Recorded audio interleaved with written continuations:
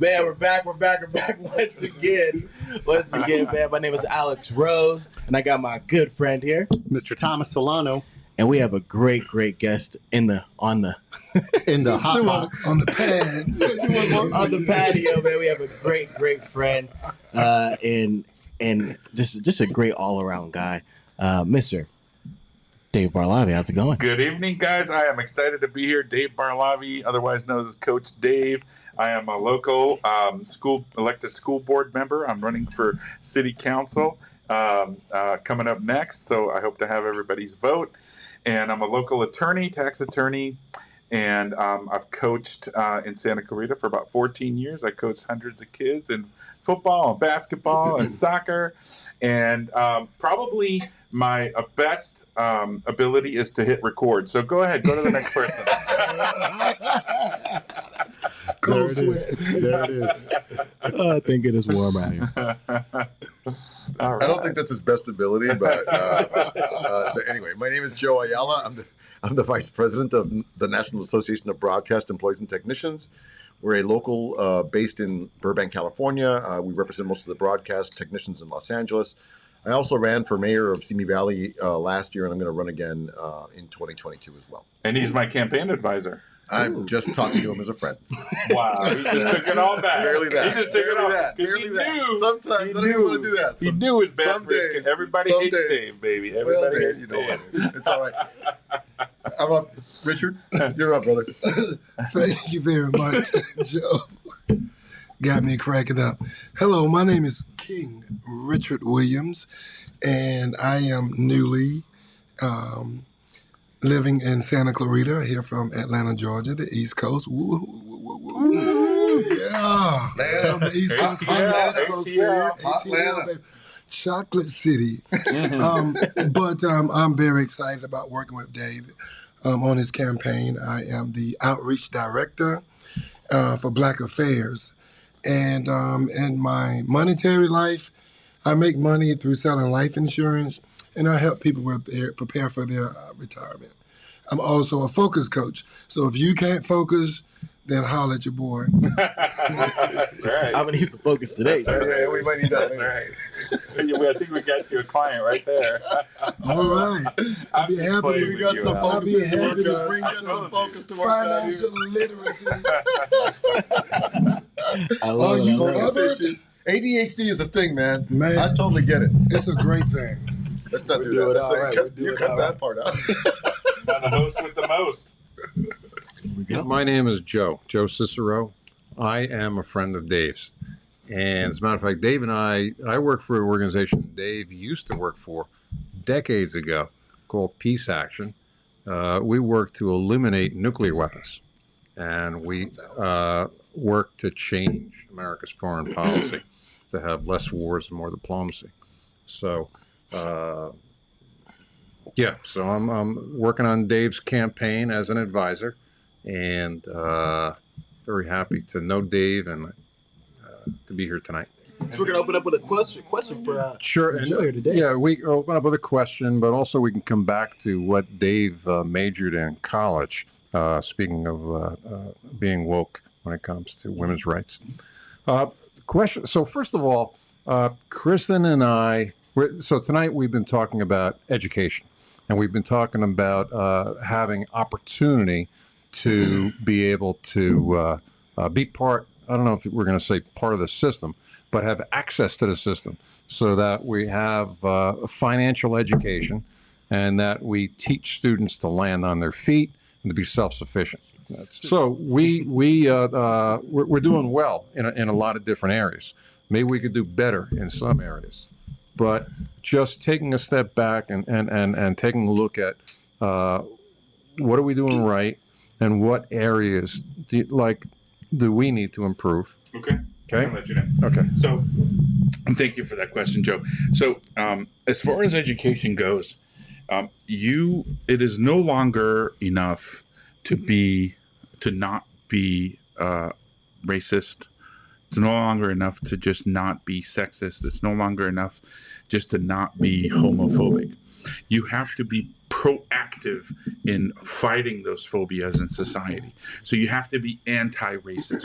You have to work to be anti-homophobia. You have to work diligently to make sure women and girls have equal opportunities. And how you do that in being proactive is, first of all, you have to admit to yourself in those bureaucracies. You have to admit in those bureaucracies that not only does racism exist for children of color and girls having to deal with sexism, but that something a little bit more devious, which is called implicit bias, exists. And once you do that, then you have to be courageous enough to bring to the leadership the ability to identify where in your incredibly large bureaucracy those implicit biases exist, and then bring in professionals who can help your staff and your students, your clients per se, become more open-minded and become more cognizant of those implicit biases so they can combat it within themselves, and also bring it into the system so the system itself is not systematically being biased against certain groups. And of course, I'm very proud to say that in the school district I represent, our board was very strong with that concept, and we brought it to our school district, and we actually brought a very well-educated, professional African-American gentleman who teaches about implicit bias and brings those things to bureaucracies like school districts. Which district is that? I'm elected to the Saugus Union School District, and we hired this gentleman. We contracted him. We brought him in, and he came in and he gave all our staff, our teachers, everybody a thorough education, and it was collaborative with the staff on how to combat these thoughts within ourselves and be more proactive in helping the people around us to do this.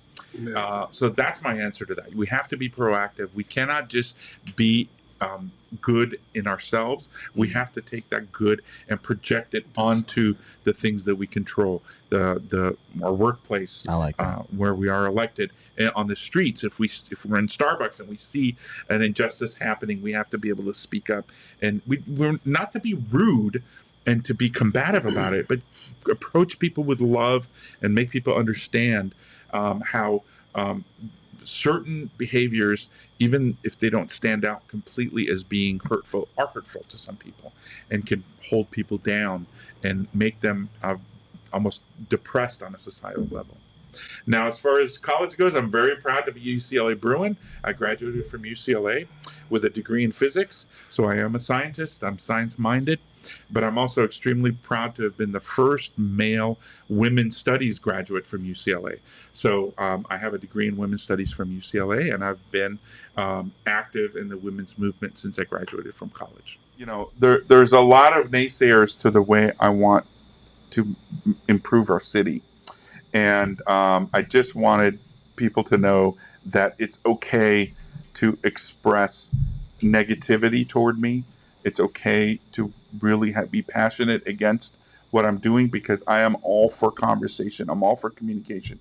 And my mind can be changed, but you have to do it through logic and reason and rationality and love and understanding and compassion and science. So if you bring those things to the table in the conversation, then my mind can be changed. But right now, you know, I'm 52 years old. I've been active for over 35 years. So I know how to improve our community for the most part. So I made it Everybody Hates Dave because I knew there was going to be a huge backlash against my campaign. So I wanted everybody to feel comfortable about hating me. It's okay.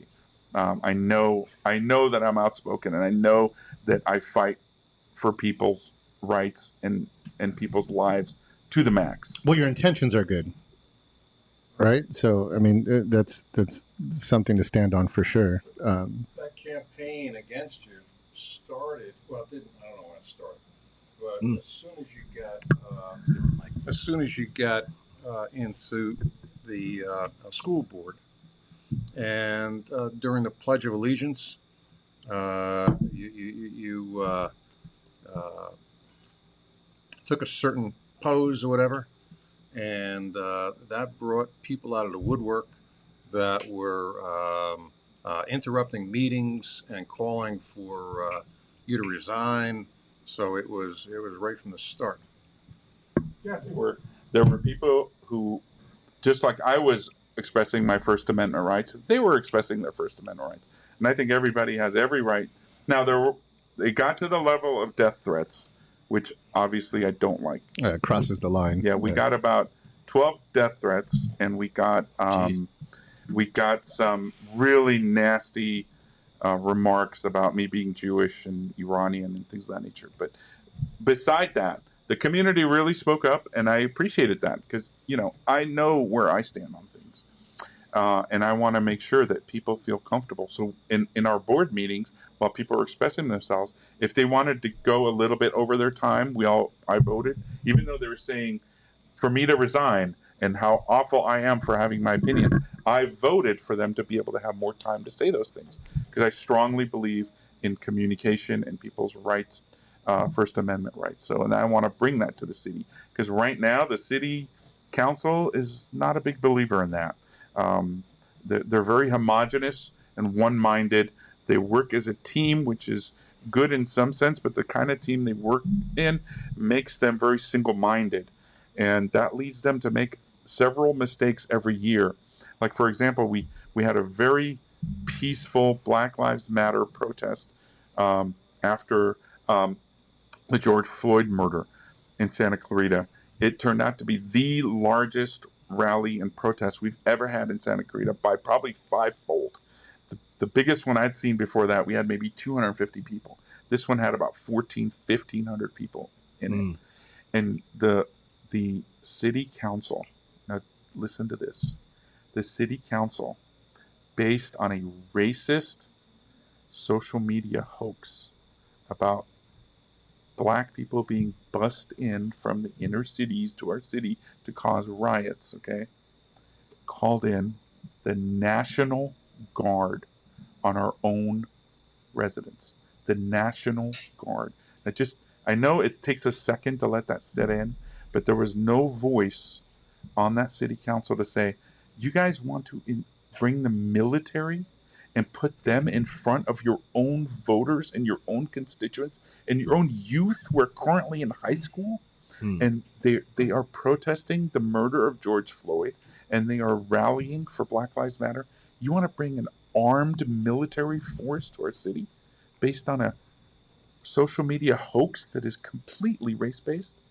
There was no voice. We tried to go to the city council and tell them this, but it's a lot of times when you have that homogeny, it's in one ear out the other. Sure. So I want to at least be the one voice of reason, one voice of diversity on the board to say, hey guys, this is a horrible idea. Let's not go in this particular direction. Right. Let's not embarrass ourselves in this way.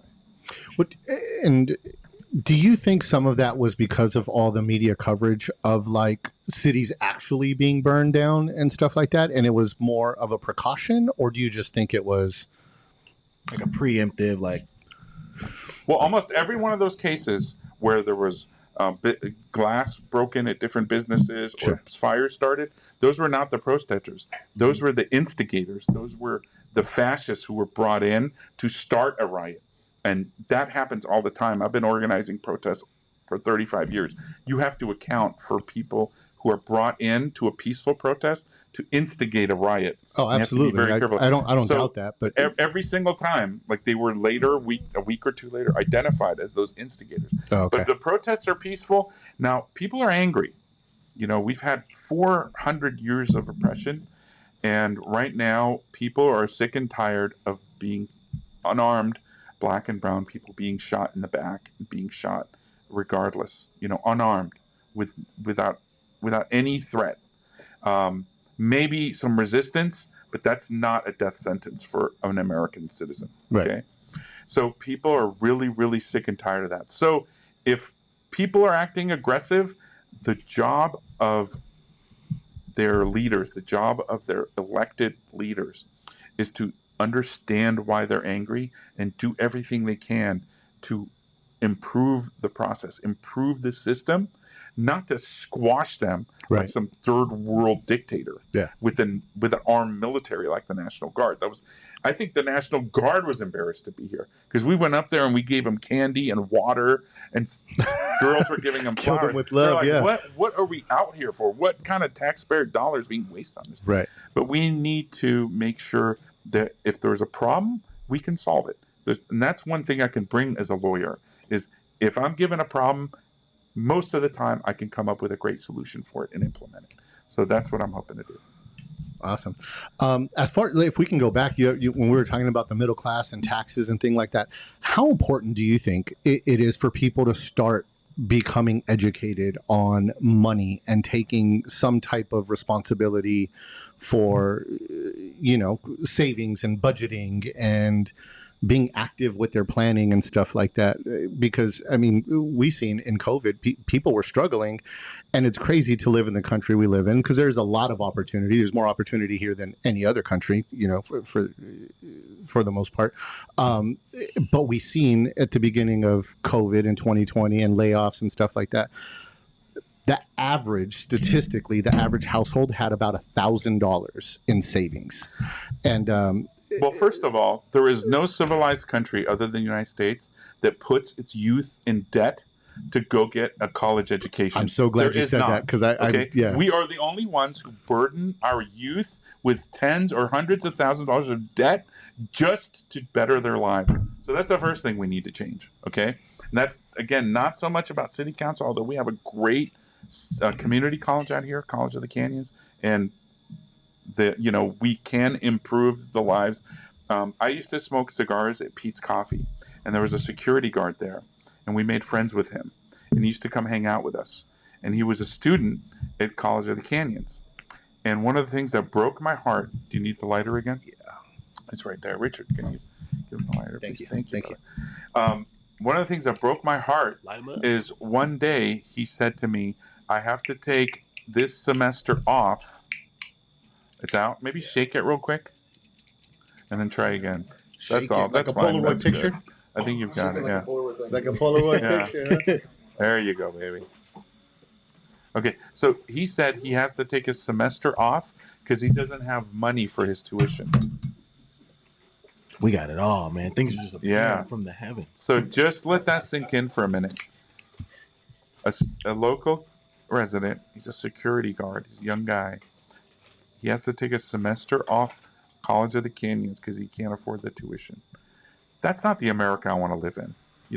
People should, the easiest thing they should be able to do is get a college education. The easiest thing they should be able to do. It should be easier than getting your driver's license. So do professors get paid less? Do they take a pay cut? Or like, where does that money come from? Other than taxes, there's not an answer, right? We have to restructure our tax system, and we have to reprioritize our spending. We have to, there's a lot of military spending that really goes to building outdated and unnecessary weapons of war that we don't need. The Pentagon says they don't need them. Generals say we don't need them. But politicians vote for that fat because they have the jobs in their own communities. So they vote for that. And we can probably cut our military budget by 20, maybe 30%, and still have a very powerful military and take care of our problems. We can end homelessness in the entire United States with 10 days worth of our military spending. Think about that. There's 365 days in a year. For 10 of those days, we can eliminate all homelessness in the United States. What does that look like, though? When you say eliminate all homelessness, I mean, is it just putting them under a roof? Is it giving them a job? Is it giving what does it do? It's long term. It's roof, housing, food, and job training. That's correct. For how long? As long as they become self-sufficient. No, what I'm saying is those 10 days buy how much every time? Year. Oh, just 10 days, and it buys a year of. Okay. Well, within 10 days, you would be able to house and. Right. No, I understand that. I'm saying, how long can we house? How long can we teach? How long can we train? For the whole year. Okay, that's In a way, you can give it as a do-over. Sure. Blank slate. Sure. And So because things are so bad here, there's it would be a good way to do it. It's not likely to happen. Yeah, I mean, LA's terrible, man. I mean, I drive down there. It's actually, me as a citizen, it's getting harder and harder to justify staying in California It's and hard paying the highest taxes, right? Because if California was its own country, and you probably know this, but and I might not get it 100% accurate, but I heard if California was a country, all of it on its own, it'd be the second highest tax country in the entire world. Sixth? It's sixth highest economy.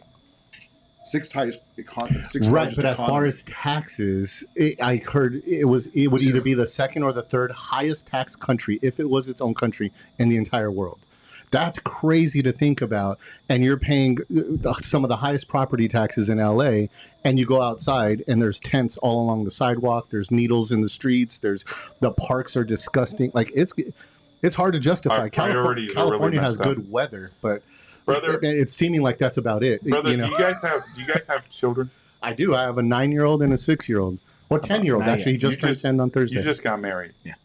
I see the eyes of my children and my grandkid in every homeless person's eyes. Every single one. Because they could be my brother. They could be my mom. They could be my son. They could be my daughter. They could be my grandson. And what's become really scary for me and really heartbreaking for me is my grandson, who's 6 years old, has special needs. And if we're not there for him when he turns 18, he could be on the street. Now, when you feel the love of a grandchild, you will understand this. Oh, I can imagine. But that is one of the scariest things in my life, is to have my grandson be wanting, okay? Not having everything he needs. And God forbid, being homeless. So when I see a homeless person, that to me, that is my grandson. Sure. And that's why we need to solve that problem. There is no ifs, ands, or buts.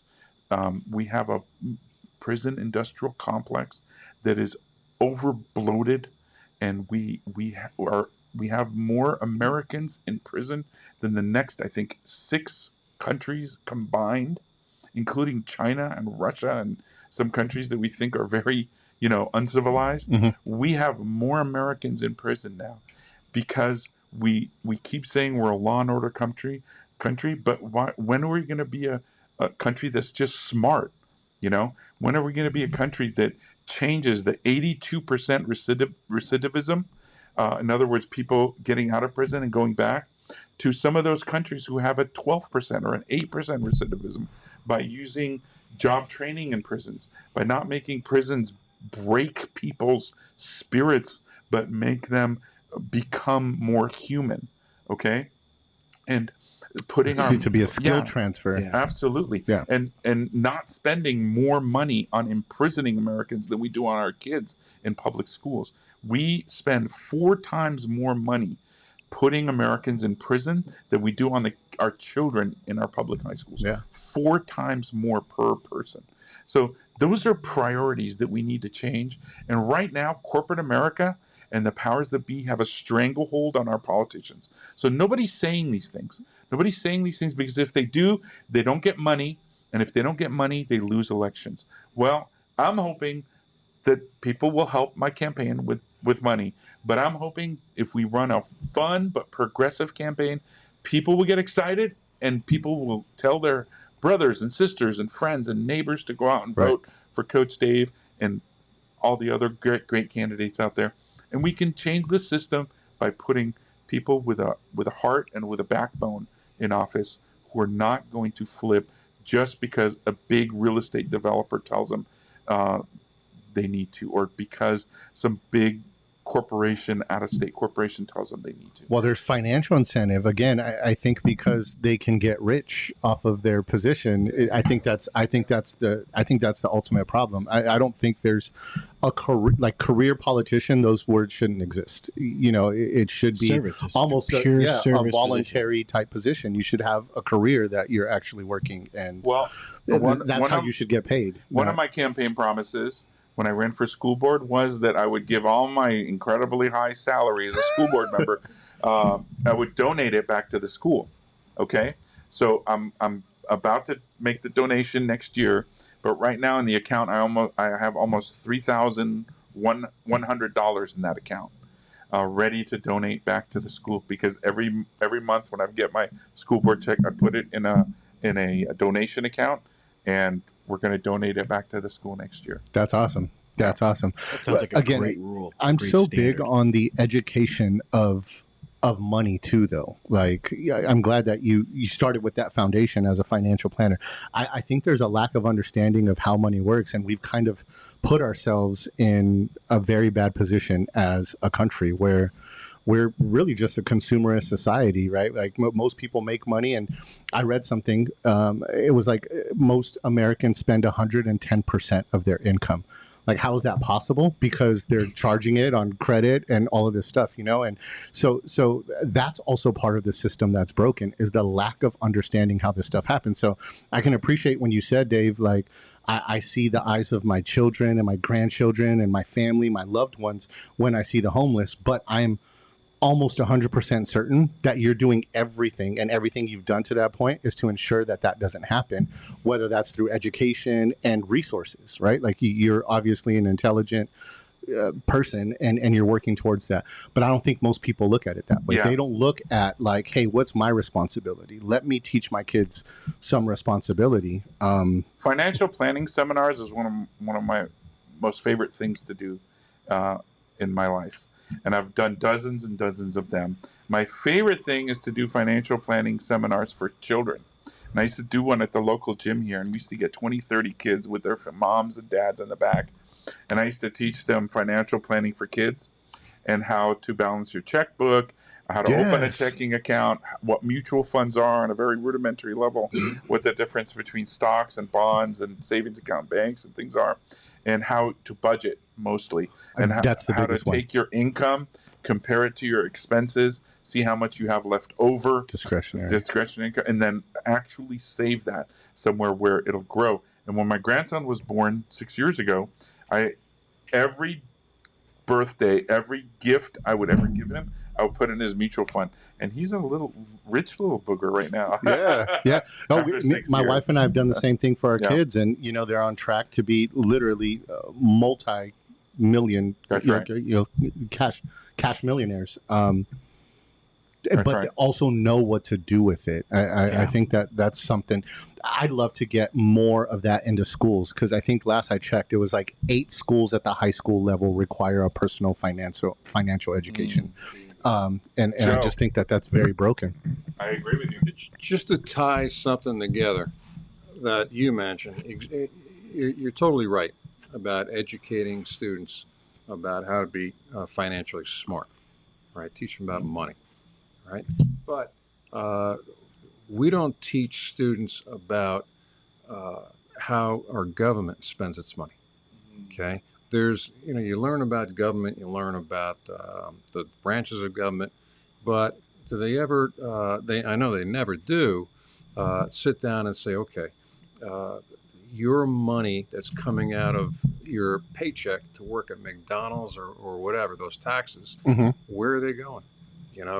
How much money goes towards Social Security. So Social Security, that's the one number that but all the other stuff, how much money is going towards the school system?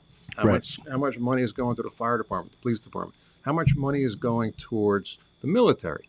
Okay. Prison system. How much money is going towards nuclear weapons, which you can talk about another time. But they have no idea. They have no idea. And really, that's how, if you want to teach about your government, and, we've seen, especially in the last 4 or 5 years, that not enough people know enough about their government at all. And so I'm guilty of that. Civic education is incredibly important. And so in addition to teaching just some of the basics, they should learn about managing their own checking account. But, you just said that average American spends 110% of what they earn, but our government today spends more money than they bring in. And so what our government does... $30 trillion debt pretty soon. Right. So what our government does, it puts it on a credit card.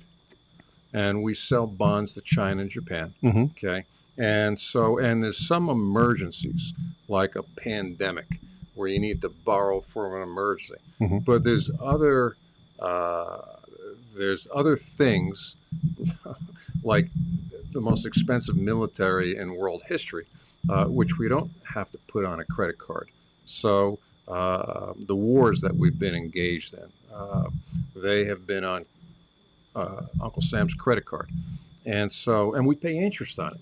You pay so the money you're paying taxes, about 10% goes to the interest on the debt that they're running up because they can't pay for the money that they're spending. So it's when they're learning in school that no, you don't live on 110. You don't spend 110% of what you earn every year, and your government shouldn't do it either. Correct. You know, Yeah. and so I think that it's very important that they should have financial education, both personally and and your Civics, yeah. civics and civics. You know, start off with your city council. How much is your city of Santa Clarita spending? How much is the state of California spending? How much is the United States government spending? Okay, and they should be aware, of this, and this makes them able to engage in the political process in a smarter way. Yeah, I mean, I think there's people that ask that question, but there's a lack of transparency too. It seems like, or if they do put something out, it's in 1,500 pages of like the smallest print that you need. The text Where's the Cliff Notes? Dude, Where's it's the Cliff Notes? One page. I just You feel don't like want to read those. you can They're ask not those one-pagers. questions and you can get educated, but it doesn't necessarily mean you're going to get the answers. I wanted to add that's a something to problem. what Joe said earlier. Sure. There's two parts. There's a lot of parts to this Absolutely. problem. I can And imagine. One of the parts, another part of the problem is that the fact that our economy right now is a very robust economy in certain sectors. Sure. If you're looking at Wall Street, our economy is doing great. Main Street, not so much. The average American has to work two jobs sometimes, nowadays, like to make ends meet, and they're not, our oh my God, what is the word I'm looking for? Gross national Manufacturing product? arm has pretty much gone away. Thank you, David, for jogging my memory. Our manufacturing sector has pretty much gone away. And I know there's many sectors, and just beyond manufacturing. We're looking at technology right now, and we are doing pretty good in that. But the turnover from manufacturing to the informational sector isn't instantaneous, and most of America got left behind. Okay, so nowadays That's colleges too, though, right? The education. that ties into that's another part of the problem, isn't Right. it? But for the average person who was able to get a job fresh out of high school, a union job, fresh out of high school, working in some kind of a trade, that those are very diminishing returns nowadays. It's very difficult to get a union job because, first of all, the private sector unions are about 6% of the workforce now. We talk about unions being, they're this and that.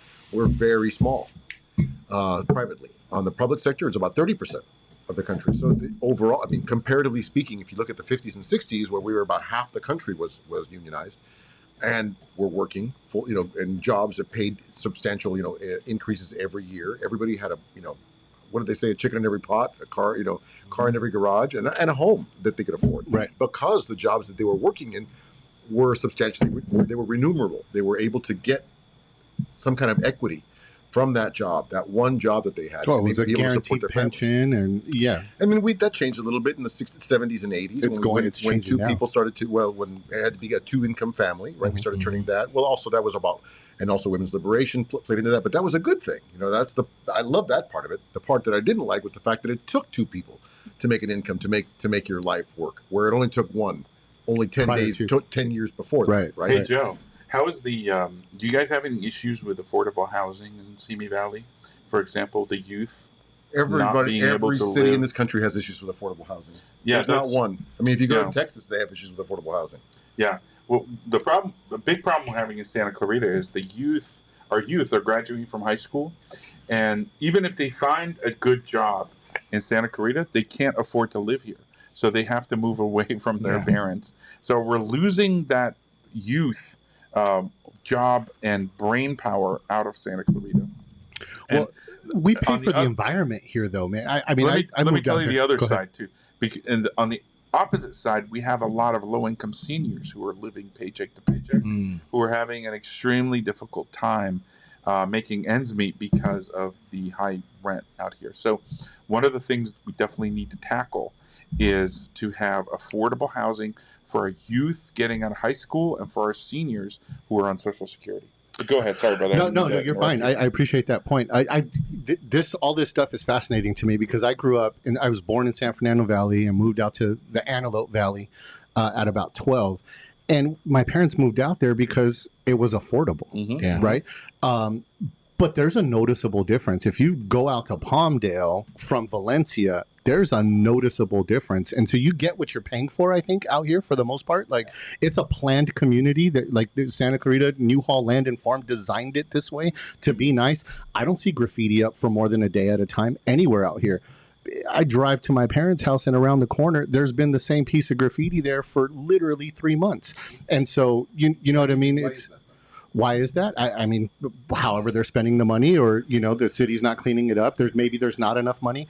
I know Palmdale spends $1 million a year on painting the 6 airplanes that are on Avenue P on display. Like, so, like it you know what I mean? It's crazy. So, yeah, affordable housing out here, but how much does the community really want that? Because you see what I'm saying? Like, it does bring in, I think, a different element. I'm not worried about different element. I think human beings are human beings. They're already here, by the way. I mean, but they're unhoused at this point, and so now we're looking at a way to make their lives better. And when you make a person's life better, right? When you make a person feel like a human, that does change them. It transforms them. It makes them it makes them a contributing individual to society, as opposed to somebody who's just kind of surviving off the system and doing whatever they have to do to make it. You know, and that's, you know, one of the things we need to change in this country is where people who are struggling, even people who are working, by the way, who are barely making it,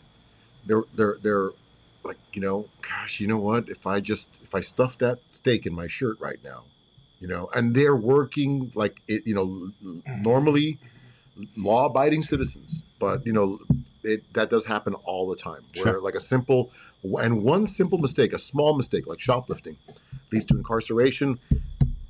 You're in the system forever. And you're in the system forever. And that's what this system is designed for. When you were talking earlier about the disparity between different people, and there's no need to tiptoe around it and out here for race relations, and to talk about race. And anywhere you go in this country or out of this country, if you go to China, if you go to Russia, you go to South Africa, you'll always find a white man that will be in control of something in terms of money, some type of capital, whether it be a Walmart or a KFC or a Wendy's or a tire company. And I think that in the historical process, teaching about history is not just keep talking about what the government is doing. The government really ain't doing jack shit. For real.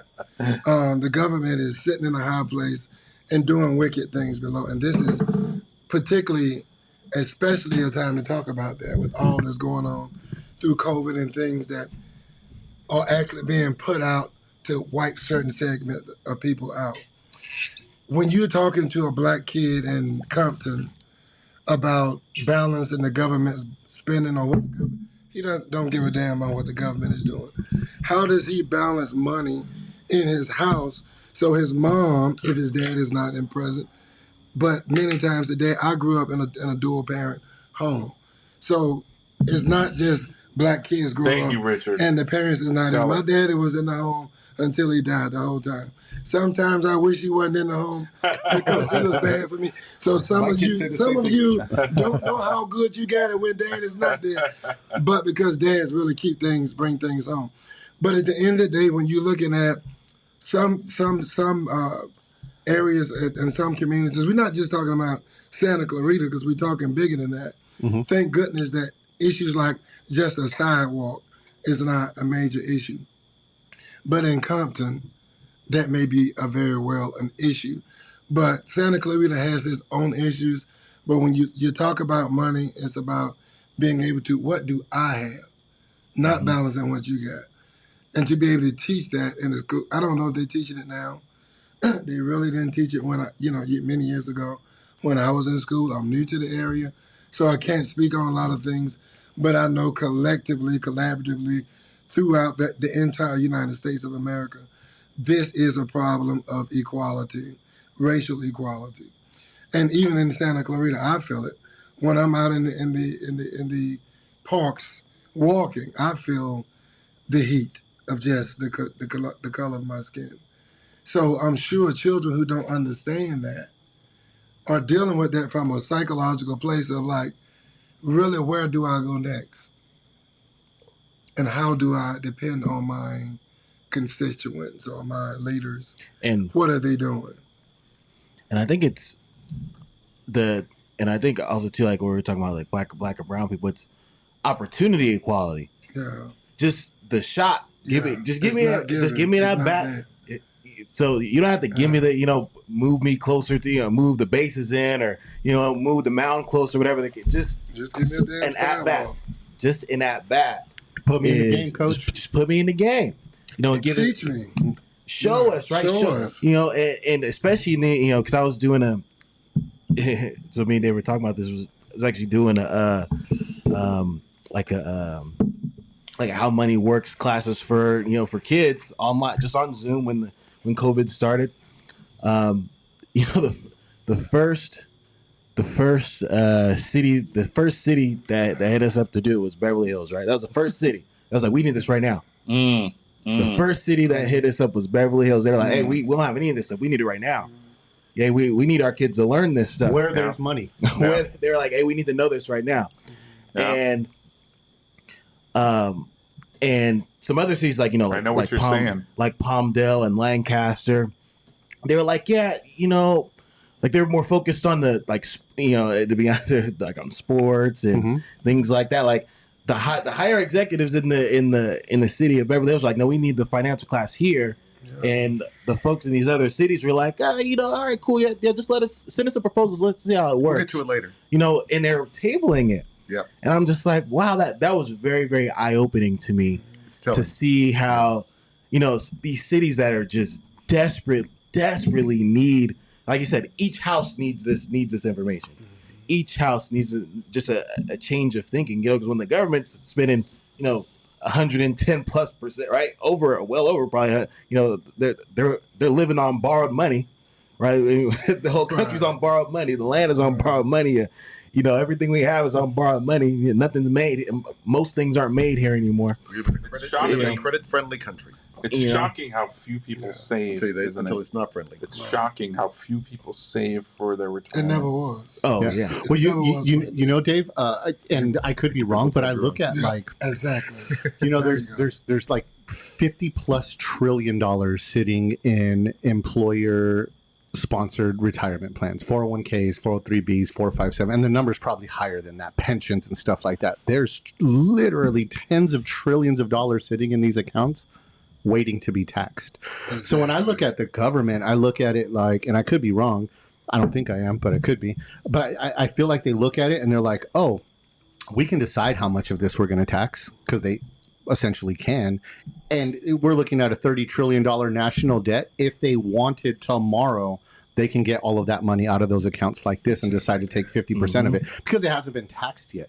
And that's a scary thought. And that's a lack of education, again, by people, not understanding where their money is, the tax consequences on it, and how to properly save. When you see the elderly struggling, man, there was a lack of planning there. They didn't factor for inflation. They didn't factor for life expectancy and those types of things. And that is the problem. Like, the system is broken. There needs to be more people talking about it. I think it's fascinating that Beverly Hills, where there's a lot of money, they're like, let's talk They're money. on it I don't think the money. system is broke. I think the system's working fine. I think that some people. The system is, and it's interesting you say that, Joe, because we had a little sidebar over here, and Joe said something that was strikingly important. It depends on which side you're on. The system is working fine if you're in the system. The train is riding fine if you're on the train. But if you miss your train, that's when the problem is. And there are certain people that are getting on that train. And when you are one of those certain people that are getting on that train, then you're all inclusive and everything is fine. But when systematically it is designed that, for example, I can't get on that train because I'm dark skinned or because I'm black, that is an issue that needs to be talked about. You see what I'm saying? And not to just sugarcoat it and let it just kind of like, flugaze it over it like it's nothing. But at the end of the day, is where you sit at this table.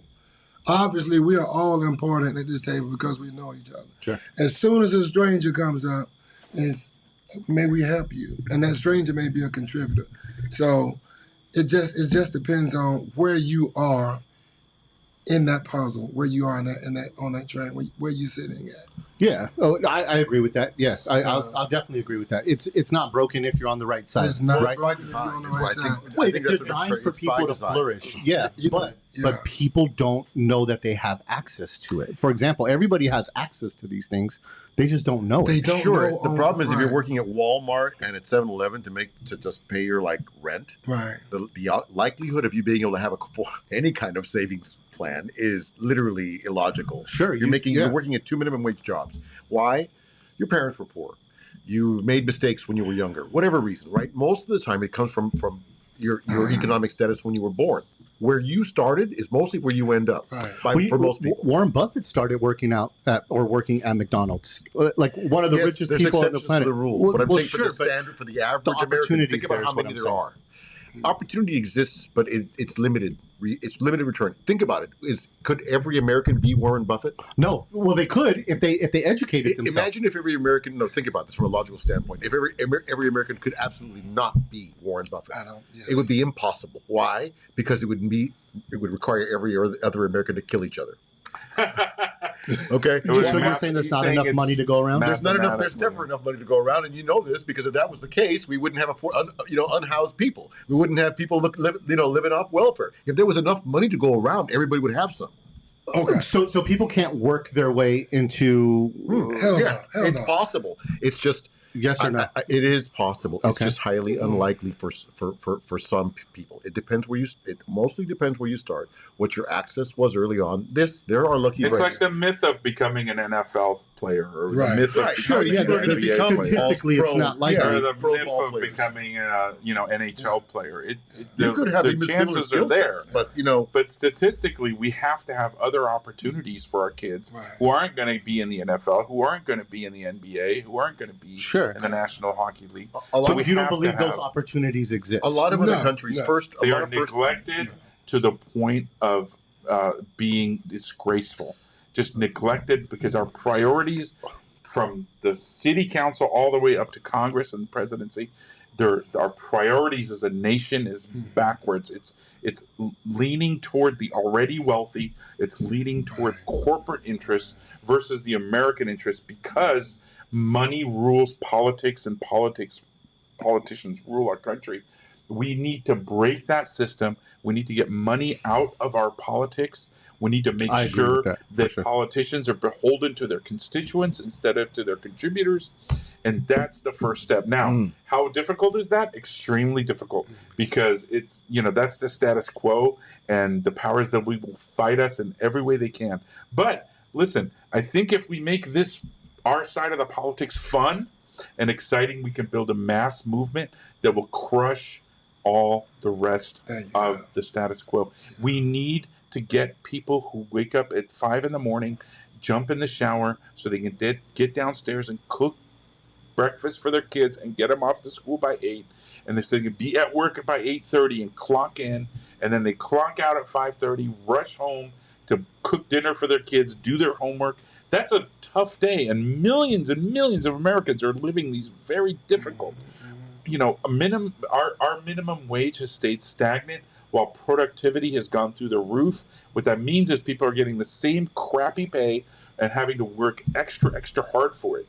Well, if we can get those people out of their little difficult bubble and do it in a way where they participate in their own future through voting and through participating in civil action, and make it fun and exciting, not this boring cookie cutter stuff, well, we can build a mass movement that can actually change the system.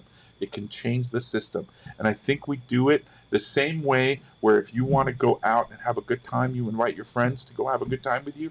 We make politics about having a good time. So do we? And I know it sounds very simplistic, but it's my plan, and I'm sticking with it. No, I love it, and I agree. I'm just curious, like why do political meetings need to be boring in boring places? You know, why can't they be in extremely exciting places with live music and drinks and cigars and 100%. people enjoying themselves? Yeah. You know what I mean? Yeah, Kristen's over there getting ready to party. I mean, you know, who made the rule that politics can't be enjoyable? We are working for our kids' future. We're working for our own well-being and our own this, that, and the other. You looking for a lighter? What are you looking for? Oh, my lighter. Oh, no one stole your lighter. It's over here, Joe. It's a little 30-cent big lighter. What are you worried about?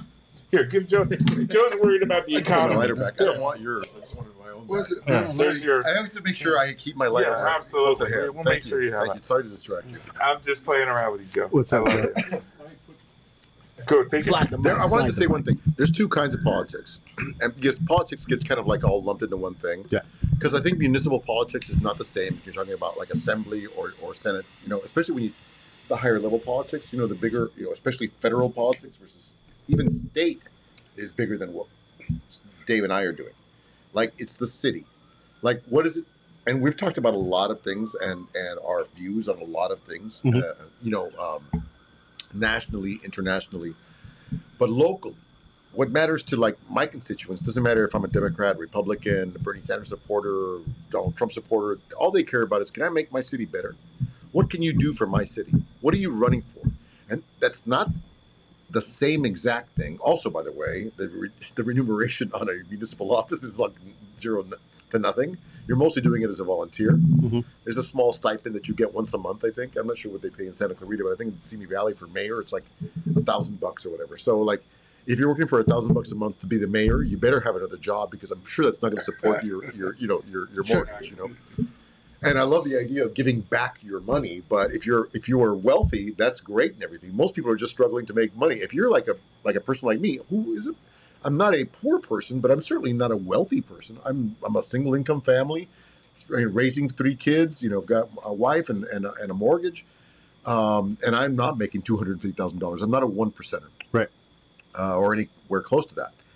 But you know, so I'm not running for office to make more money, obviously, because who would do that? That would be the honestly, in my town, me running for office to make more money would be the dumbest thing I could possibly do. I'd rather look for a job at Uber.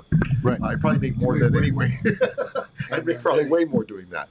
So what drives you, motivates you, that's one thing. But what is the difference between local, state, federal politics? There's a big difference between those politicians. And you got to look at the effect that they have. So their worldview points are important. That's absolutely true. But what they do when they're in office is much more substantial to you as an individual. If you live in the Antelope Valley, No, you know, I live out here, you live here in Santa Mhm. Clarita. Okay, so you live here in Santa Clarita. You live in Saugus. Like if you're running, Valencia. okay, like but mayor. Well, there's no mayor here. You just have a city council that has like one A rotating. mayor. So whoever that is that sits there, it doesn't really matter. It just matters that what they're doing here for you and the city, Mhm. right? The higher up you go, and also you should remember that none of these people are making bank, and they're not lining their pockets. It's difficult to, impossible, I think, okay, from a person who's never sat in public office, or at least even municipally. I know a lot of people who sit in public office. I know where they live. I know how they live. Sure. And they're not getting fat off the land.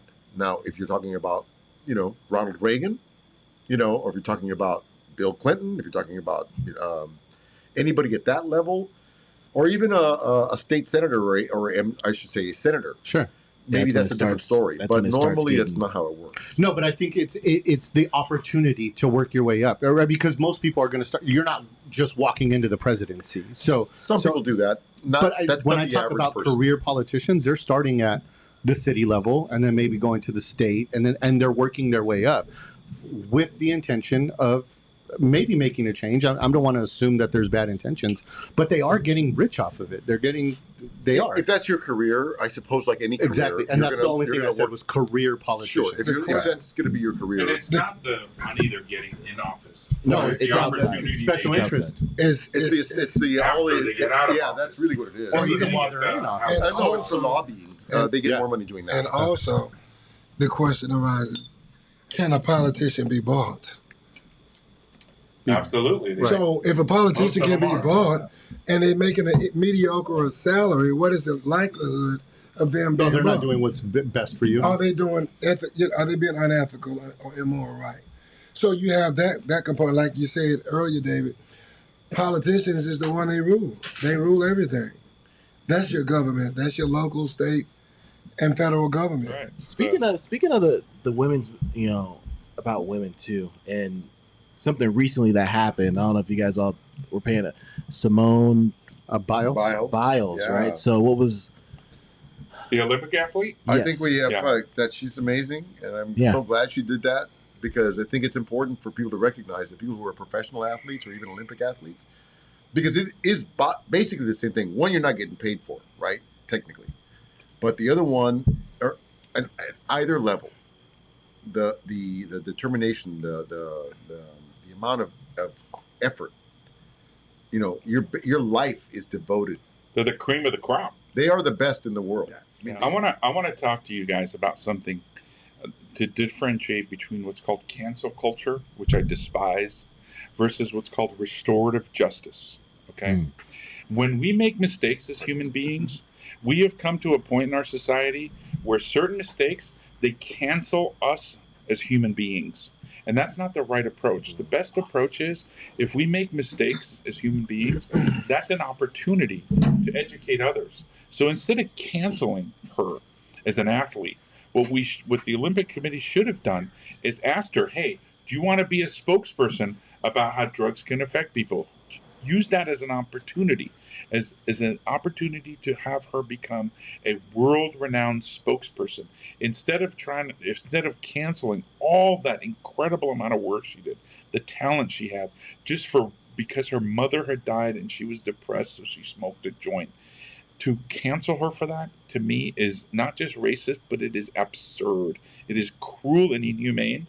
And we need to get to a society where if, as fellow human beings, we make a mistake, whatever it is, whatever the mistake is, give that person the opportunity to have restorative justice, to reclaim their humanity and help teach our youth and even other people about different things through that mistake. Absolutely. Make it a teachable movement instead of a cancellation movement. And unfortunately, we've become an instant gratification society where we don't give people time to heal and then use the things they've learned to teach other people. We just want to cancel them and move on. And that to me is not human. Do you think race played a part in it? 100%. Then right back to where we are. This system works when it works. It depends on what side of the system you on. Cage Club. That's right. And also too, it was overwhelmingly just negative right off the And bat. gender played a part in it too. The fact that she was a woman.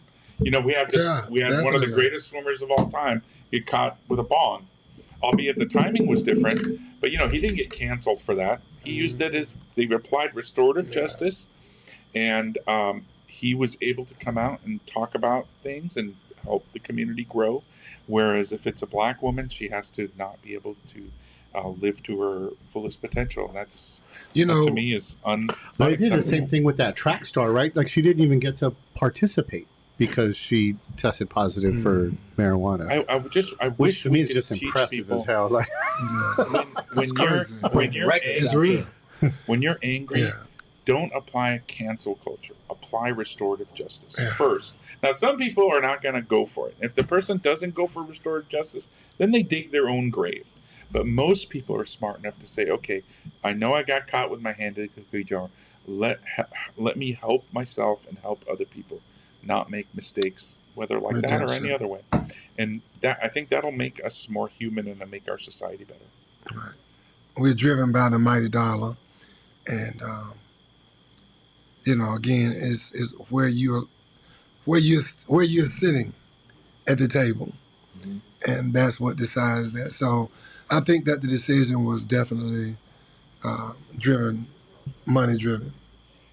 That's right. Yeah. Yeah, there was this amazing show on HBO about this black gentleman who would go around and convert Klan members, Ku Klux Klan members, whether they were just in entry-level Klan or at the top of the level, Grand Poobah, whatever they call them. Mm-hmm. And he would make friends with them. He would sit with them, and over weeks, sometimes months, of having conversations with them, several of them folded up their robe and their hood, And they gave it to him. and they gave it to him as a gift. And they I saw said, that. What was his name? And they Oh my gave goodness. him, I don't remember his We'll name, but pull I it saw up. the We'll show. put it on the video. And that's 'Cause- called restorative justice. Yeah. And it's very hard to apply on an individual basis, but we can, as a society, become more restorative minded versus cancellation minded. And that's a much better way to live, and makes everybody's life better. It's about education. I mean, I think a lot of parents do the best they can by their children, but they're also raised by parents. You know what I mean? We've all been raised by parents, and we hand most of our beliefs that our parents gave us to our children. Like it's literally part of how our culture has, existed not our culture, all cultures have existed. It's about a handed down memory, like that paternal memory, maternal memory. The history of your parents, what they did, what they went through. You learn those lessons because they taught you those things growing up. So your first knowledge is like from your mom and dad. I mean, if you had a mom and dad, if you had mom or dad, whoever you had, it's the one that informed you. And school did part of that. Your friends did part of that. But their first memories are from your mom and dad. That's right. And if your mom and dad were, for all intents and purposes, And said racist, the N-word around you. Yeah, Or it was said, freely. called degraded women around you. I mean, look, Yeah. the bottom line is behavior's everything we've learned. talked about Yeah, tonight. learned behavior. Everything we've talked about tonight, there's a 4-letter word that can help us achieve everything we want to achieve, Love. and that's love. And if we just approach everything with love, I think we can accomplish the goals we want to accomplish. That's it, and that's what they don't teach. You Love can is hard, always man. Love is- learn. You could learn something from You can learn something from anybody. Yeah. And because shoot, like you said, learn. And also as far as like access and we're talking about the financial world and things of that nature. I mean, there's just so much on the internet, man. But like you said, if somebody's so focused on, somebody's so focused on, like, man, I gotta get this light bill paid. They're not thinking about 40, 50 years down the road when I hopefully don't have to work one day. Like they're thinking about what's going on right now today, what's happening right in my neighborhood, what's happening. Shoot, a lot of places like you're talking about, like down in inner cities, what's happening right on my block, right on my corner, like people can't go outside, in a lot of places, like. Well, you brought something up earlier. I mean, I was just piggybacking off that. You're talking about like how do you raise people to be more responsible economically? I'm like, well, if you were raised irresponsibly economical, most likely you're going to raise your children to be the same exact thing. It's a cycle, and it's not easily broken. Honestly, it can happen. I mean, my parents were poor. I was poor, and my parents were hard work. Both of them worked. They both worked hard. One of them had a union job. One didn't. I got to see both sides of that. And I learned, my mom was very responsible. Both my parents were Republican, super conservative. I'm not either of those two things, because I learned a lot from them. But I also learned the mistake. This doesn't happen. It's maybe not a commonality, but I think some people do this. Where they'll say, "I get what you're saying. I just don't agree, Mom or Dad. I think this is a better way to do it." I remember my mom getting mad at me when I was like, You 12. gotta have those Yeah, conversations. she'd get mad at me because I wanted to donate money to the Jerry Lewis Telethon when I was like 11 or 12. She's like, I would cry to her, "Mom, you gotta give these kids, like, they got cerebral palsy, they got all muscular dystrophy, they got all these problems." And my mom was like, exposure. "Yeah," my mom was like, "We got enough money for chicken for the rest of the week. Which one do you want me to do?" Damn. So I can get you the chicken, or we can give the $12 to the Jerry Lewis Telethon. I mean, Which one yes, do you want? you That's ate the chicken. truth, isn't Yeah, it? we ate chicken. That's the But I truth, did isn't it? learn from that. I said to her back in those days, and I remember telling my dad this too. I go, life isn't. My parents would always tell you, and I'm sure your parents told you the same thing. I'm sure this is a commonality with parents. Like, life isn't fair. One of those things we hear from It our is parents. It's a true, very so commonality true. with our parents, Yeah. especially when you're of color. Like, life isn't fair, son. You got to like that guy. You got to let it go, man. You can't let that. Don't go there, because it's not going to go well for you if you go down that road. But the same is true. Like when we talk about how, or at least for me, I felt like, well, what can I do to make it fair or more fair? What can I do as an individual to make life or the world more fair? My mom's like, not a damn thing. I was like, yeah, that can't be true. There's got to be something I can do. And I started looking around. I was like, when I was young, like most people, was just working stiff, trying to make money, trying to survive, learning my craft. I worked in TV as a kid, and then I got involved in the union, and I way kind of later in life, not because of anything, just because I grew up in Texas, which is a not right to work state. Not a whole lot of unions over there, especially in TV. But when I worked when I moved to Los Angeles, my first job as a director, they asked me like within 6 months, hey man, you got to be the shop steward here. I'm like, why is that? Because you talk more than anybody. Everybody's gonna listen to you. I don't believe that. That's Joe. totally true. And then they said to me, this is a good starting position for you. And I remember my mom being that when I was a kid. So I started that, and that was what really kind of like changed a lot of my trajectory. And we got to bring that to our youth. I agree. Union jobs, educate technical people young. jobs. Our youth don't have to go to college. They can go to technical school, Trade become school. mechanics and plumbers and electricians. There's room for all of that, but Joe, they have to have some work there. Sorry. Go ahead. I want to tell you guys a funny story. Go ahead, Joe. Yeah, so just to bring a couple of points home. First of all, Joe, thank you for your union work. Now, people listening to this podcast may not know that much about unions. My grandfather was an immigrant, came over from Sicily about 100 years ago, and he was a shepherd up in the mountains. So when he got here about 100 years ago, he got a job where he worked 7 days a week, and he worked 12 hours a day. Now that was normal. That all people, blue collar workers, I guess you would say, worked 12 hours a day, 7 days a week. It wasn't until unions decided to confront and negotiate with business owners that we have a 40-hour work week. Unions got you that. Tonight it's Saturday night. We're sitting around this table smoking cigars, talking about our political ideas, and we have the weekend off. Unions created the weekend. Okay, we didn't have weekends. There was no weekend for the entire workforce. Okay, so union education should be part of that education when it comes to learning about American history and learning about being a citizen. Okay, Absolutely. yeah. So just a couple of points there. How are we doing with time, guys? We went way over. Okay. You guys want me to tell you my last I could've story? told you that. Yeah, I man. don't mind not telling you. I can tell you off camera. Heck yeah, go ahead. What the heck? So People need to you hear were this stuff. talking about kids and financial planning and things of that nature. So I want to tell you about my son. When he was 4 or 5 years old, he used to do his chores, and we used to give him money for his chores. We used to give him $3 for this, $5 for that, $10 for this, whatever his chores were. And one day I went up to his bedroom, and I think my mom had given him a Dallas Cowboys, that's our team, wallet. And Well, nobody's perfect, Dave. But go yeah. ahead. Anyways, let's not get into that. My boys are going to come back one of these years. Don't worry. Oh, And man. I looked at his I looked at this Dallas Cowboys wallet on his desk, and it was fat. It was like this fat.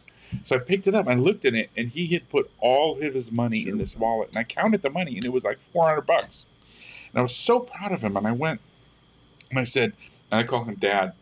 And I said, Dad, we need to go to the bank and put this in your savings account. I said, why? I said, because you need to save it so you don't spend it and so you don't lose it and you get some interest on it. Well, we went down to Wells Fargo. We opened up his savings account. And from then on, every time his wallet got fat, he would tell me, Dad, let's go to Wells Fargo. We put it. And within a year or two, by the time he was maybe 7, he had about $3,000 in the bank. Okay? So then I made him another offer, which you're going to enjoy and you're going to enjoy. I said, it's time to step up from a savings account. I said, if you take all that money and you put it in a mutual fund, so invest it in the stock market, I will match it. So if you put your $3,000 in this mutual fund, I'll match it. I'll make it $6,000. And he agreed, and he put it in the mutual fund. I matched it for him that one time. And today he's 18, and he has over $30,000 in his mutual funds. Wow. So now, can we do that with every kid? No. We absolutely, we can. It may not be that much money, but we can help every kid. That's the IUL. It's about the habit. It's about the habit. Yeah, but you can't put $30,000 from nothing. Yeah. With kids, like, you can't like say, oh, I'm going to match your, that's not like the average parent. Mm-hmm. You're not going to say, I've got $3,000 I can match you with. Sure. I'm barely making my rent. Sure. I'm barely making my mortgage. I'm barely making my, not me, but whoever. Well, I'm the with you. situation, Like, we can do some majority. the situation can be different, but you can teach a habit. You can teach a habit. habit. That's true. And at 18, I have even if clients you that have say 10,000, $50 a month, and some that save $2,000, $3,000, Right. $5,000, Different amounts of money, $10,000, sure. $60,000 a year. You know what I mean? And so Different they vary, strokes. but it's about the habit, and The I think habit, yeah. that's what we've gotten away and the from. time. If at 18, even if you don't have 30, even if you have 5 or 10, Sure. with compound interest, by the time you're 30 or 40 or 50, that could be hundreds of thousands. It only takes one little thing. You gotta have some money. You gotta $20, You gotta be able $30, to, start somewhere. You gotta be able to. Well, yes, Start somewhere. I'm not saying you gotta start somewhere. I agree with that. But I will say I have a lot of people that I Joe's know. the union guy. That's I know the a lot of union people. talk. Come closer, working- Joe. Come closer to I'm the, sorry. Come closer to the mic. I know a lot of people. Sorry, man. I was just ripping something off. Thank you so Ooh, much. look at that voice, man. Oh my goodness. I'll get my radio voice on now. I know a lot of people who are worrying about whether or not they're going to be able to get a gallon of gas That's right. or a gallon of milk for their kids. That's a problem. That's a real problem. And there's not expendable income to be able to put away money for retirement or insurance or any other thing other than those things. And they're not living, yeah, sure, they're 110%, they're 110% extended because they're making so little money working those 2 jobs that they can barely afford. Right. I mean, they're literally at that point. And that's a lot of America now. But Joe, I'm sure you agree that working for both these things are not mutually exclusive. They're not. You can work for both things. You at can the do same you time. can do both. Absolutely. And there are We parents. can walk and chew gum. Again, we can walk and you chew can Not only walk and that, chew gum, you but can, there are you parents can who know. continue to grow and you can climb the ladder. Like the It's not system is impossible. designed exactly. It's not So, impossible. It's just highly unlikely. but it just sounds hopeless when you say that. Like I know you it does. We talk about like you guys were talking about like we got to rehab prisoners and stuff, and we got to give them opportunity. Well, if we're saying like, you know what, you're going to have to make a choice between milk or saving for your future, or you're just never going to be able to stop working. You're going to work till you die. Like that's really what it sounds like. Who wants to exchange anything for that?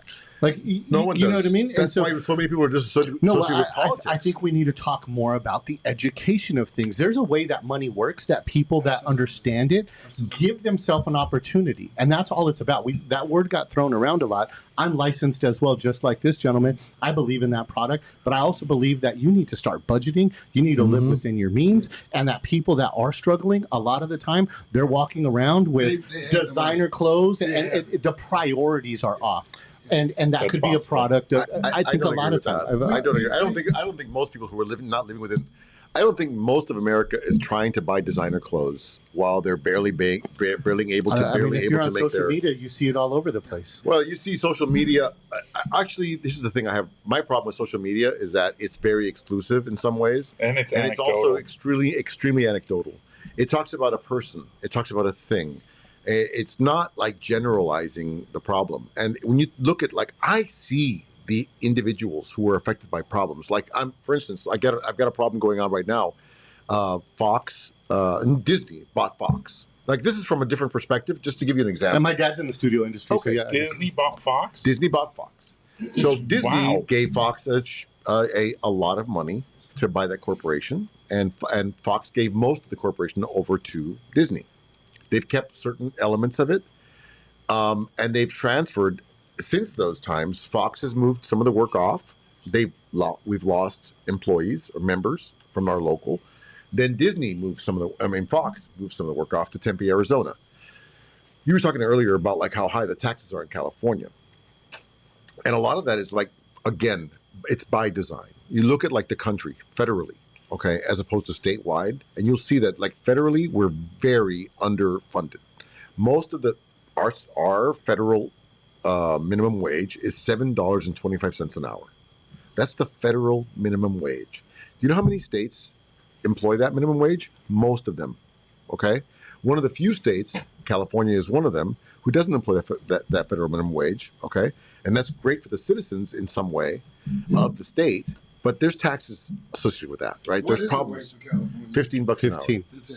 We just got that, by the way, Livable like a year wage, ago. yeah. It's a livable. It's Thanks not to even. Bernie. It's not even livable. It's not a livable wage. It's the beginning of a livable wage. Yeah. But most minimum wage jobs aren't designed for you to build a dream life off of. It's like not about those are building a dream. entry It's level about positions. living. It's about sustainable living. Building a dream life.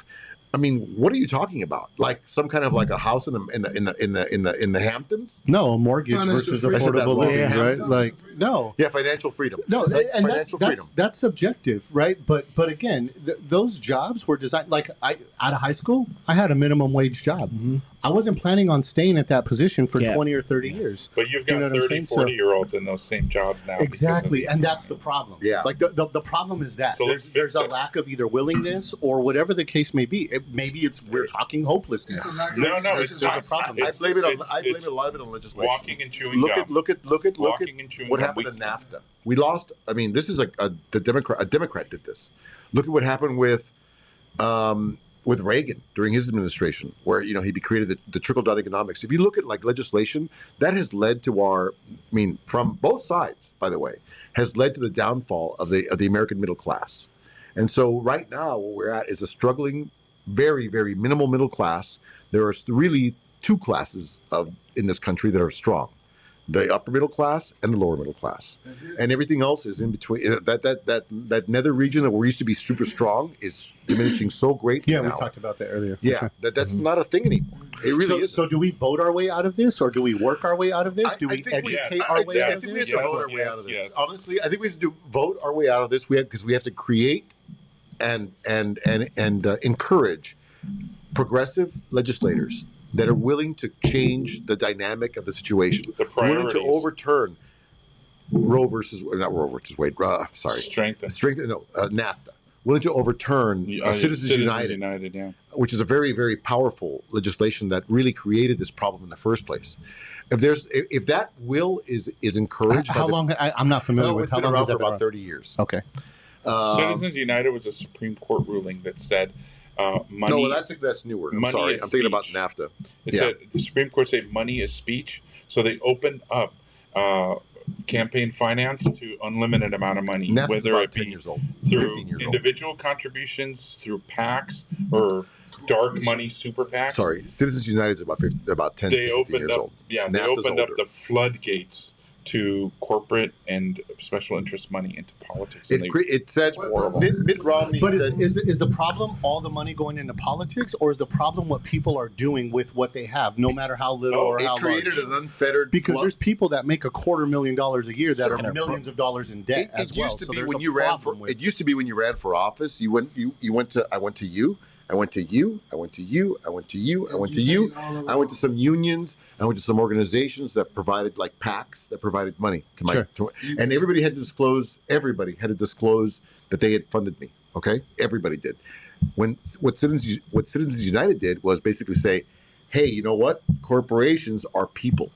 Okay, an Money entity is now speech. is just as human as you, right? Do you agree with that? No. Do you agree that a name, that whatever the name of, whether it's Google, Apple, Walmart, whatever organization that you're talking about, because these are all corporations, by the way, are the same exact thing as you? Because they're not. They're a corporation funded by millions, billions of dollars. Sure. In some cases, they're not the same as you supporting your family. They're not the same as you trying to make your mortgage. They're not the same as you paying your taxes. They don't pay their taxes the same way as you do. They don't support families. They say they do because they pay wages, right? But that's not the same exact thing, and it's not even in my estimation nowhere near the same as a human being. You know, when you call an entity a human being, that's wrong. And the fact that Can corporations go to prison? No, that's the problem. They're absent from doing certain things that apply to you. So are people that start businesses the problem? Is it like where would you say there's more opportunity? Is it entrepreneurship or is it people working a 9 to 5? What it really is lack of regulation. Regulations are what made this. You were probably old enough to remember this, but when AT&T was unmonopolized, there was a purpose behind that. AT&T had become too powerful, and the federal government intervened, and they said, you know what?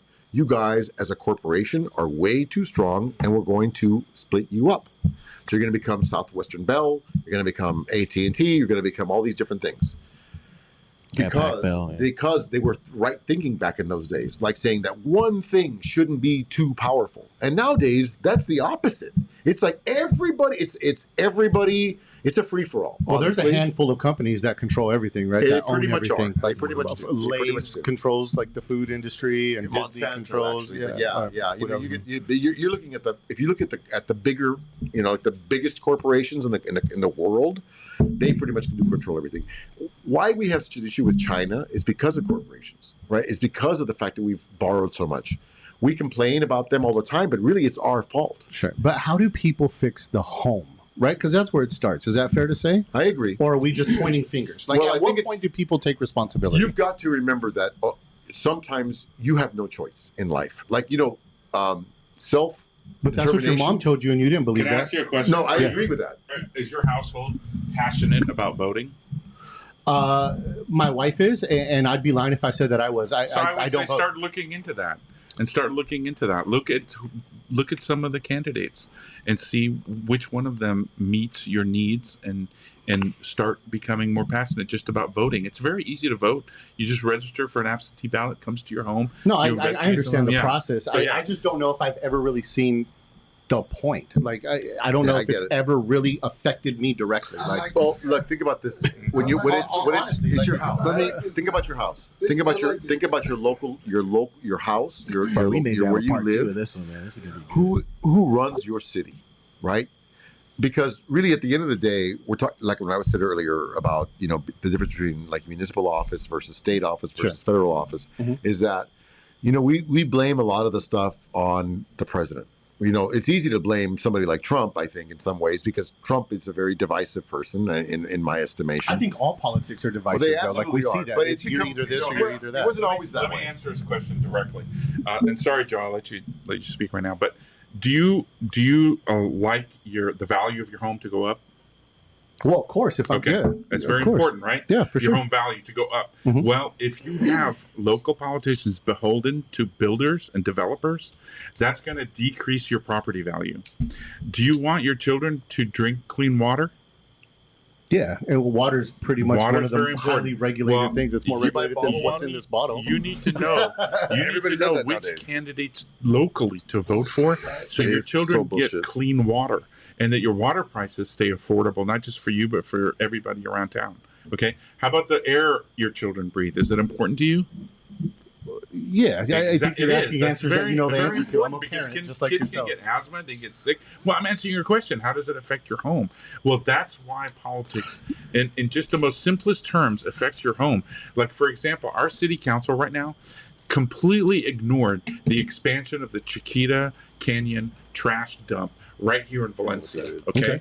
And they didn't even get involved in it. Well, what happened was the Chiquita Canyon trash dump is now going to be the largest trash dump in the United States as of this year, and it's going to It's going to be the second largest trash dump in the world next to Tokyo. So that's happening. And I live in Valencia too, and that's very upsetting to me. Right. So that's why voting and being even just minimally involved in politics makes the difference, because who we elect, what questions we ask of our candidates are very important to the air we breathe, to the water we drink, to the value of our homes, to things that are really coming down. Now, we're not even talking about racism and sexism and homophobia and, climate change and things like that. Those are globally important issues.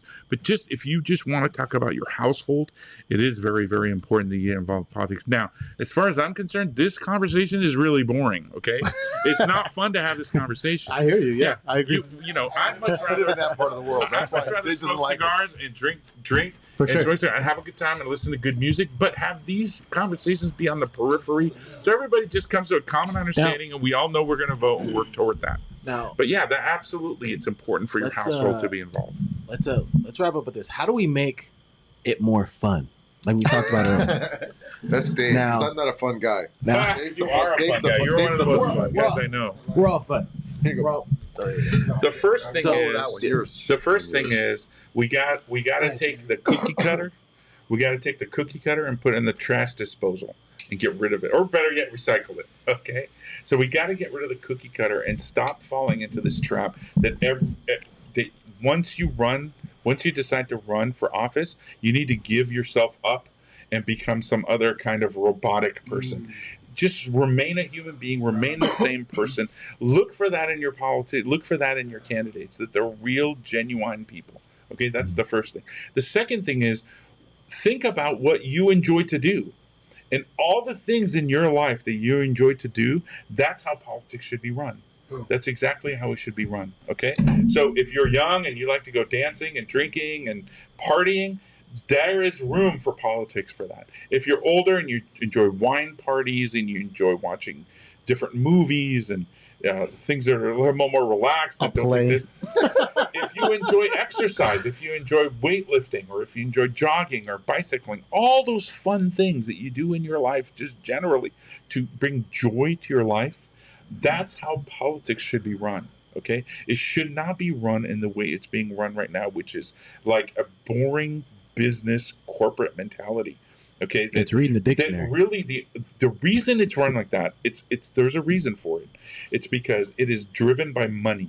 Things that are boring, they fail unless they're fully funded by big money. And boring politics is fully funded by big money, so it can sustain itself. Why? Because it can uphold the status quo and still help the filthy rich stay rich and the corporations get all the tax breaks and all the regulation breaks they need. We have to get money out of politics and then bring this conversation that we're having to the people. Bring it to the masses. Bring it to the people who don't have time for this, because they do have time for enjoyment in their life. So we have to make politics enjoyable. And the answer is really easy. You do fun things. You do fun things in your life. We as candidates, it's our responsibility to figure out what's fun for the people outside of our choir, for the people outside of our church, for the people outside of our safety wall. Who's on the other side of the wall, and what are they doing that they're enjoying in their lives?